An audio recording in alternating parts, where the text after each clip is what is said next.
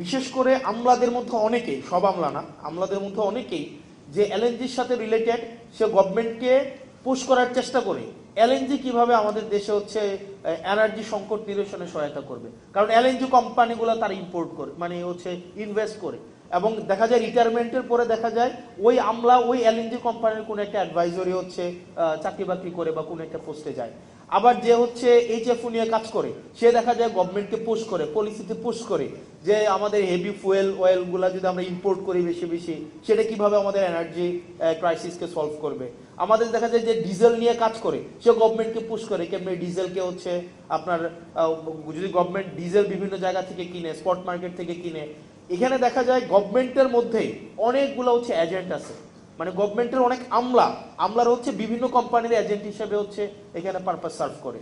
এবং এটা খুবই আমাদের জন্য দুঃখজনক। আমাদের আমলাদের মধ্যে অনেকেই, সব আমলা না, অনেক আমলা হচ্ছে দেশপ্রেমিক, অনেকরা হচ্ছে স্যাক্রিফাইসিং, কিন্তু অনেক আমলাইও আছে তারা সরকারি চাকরির এই ট্যাপটাকে ব্যবহার করে বেসিকলি বিভিন্ন কোম্পানির পারপাস সার্ভ করে, এবং গভর্নমেন্টের পলিসিতে তারা তাদের ব্যক্তিগত এজেন্ডাকে পিনাট্রেট করার চেষ্টা করে।